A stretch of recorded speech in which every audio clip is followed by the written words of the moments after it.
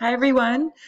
We're in the late antique, early Christian section, and I want to talk to you guys about church architecture.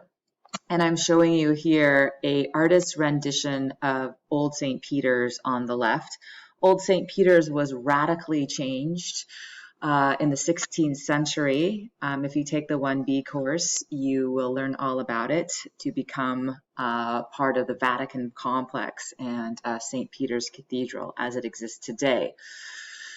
So I want to take you back really to the 4th century when Rome has just transitioned into a Christian state under Constantine, and there is this new desire to build Christian churches, and it was determined that the temple format was inappropriate.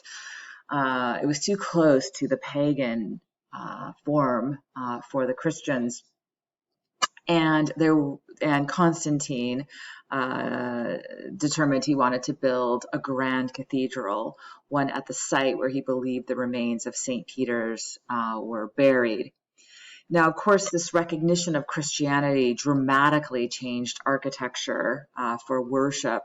Instead of the kind of humble community houses and catacomb churches, we're going to see the likes of the Emperor of Rome commissioning large churches like St. Peter's.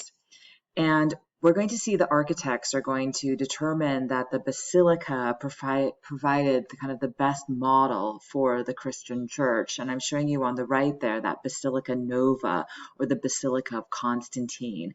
You'll remember we looked at that at the end of the Roman section, and we can see, right, that large rectangular plan. Of course, it was entered from the side. One would go inside. There were these large, beautiful growing vaults allowing light to come in. There was on the end an apse where we find that colossal statue of Constantine, and then the building was full of bureaucratic offices and courthouses. So it was decided that the basilica would provide the best type of basic plan.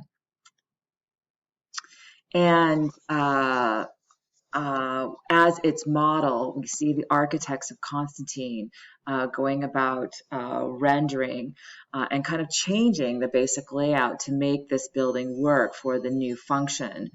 As you can see here on the right, I'm showing you the interior of Santa Sabina because St. Peter's is no longer in existence.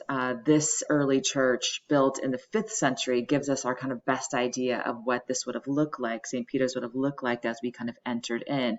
And of course, now they've shifted the entrance point for the church. No longer do we enter from the side, right? But we now enter from the end.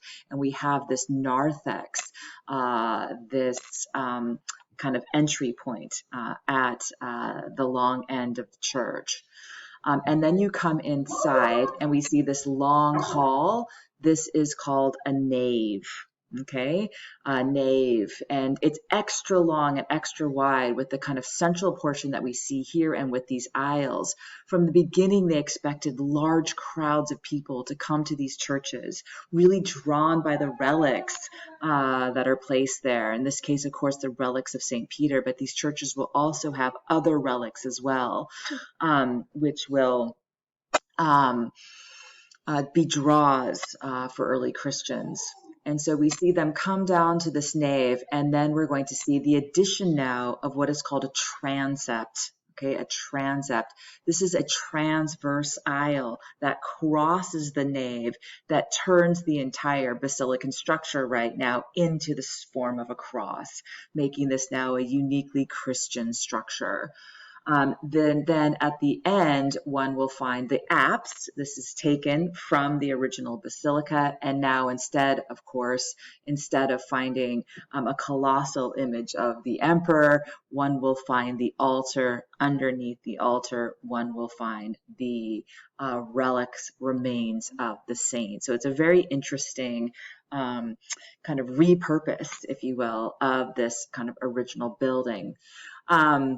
I want to also show you here the original St. Peter's had this radiating chapel off the side. This is a place to put more relics to draw the crowds in. It was very important that there could be functioning services in the center aisle, center of the nave, and then down the aisles the crowds could move through, admire the relics, move across, even move behind the apse and visit the other side of the transept, all without bothering any of the services that were going on.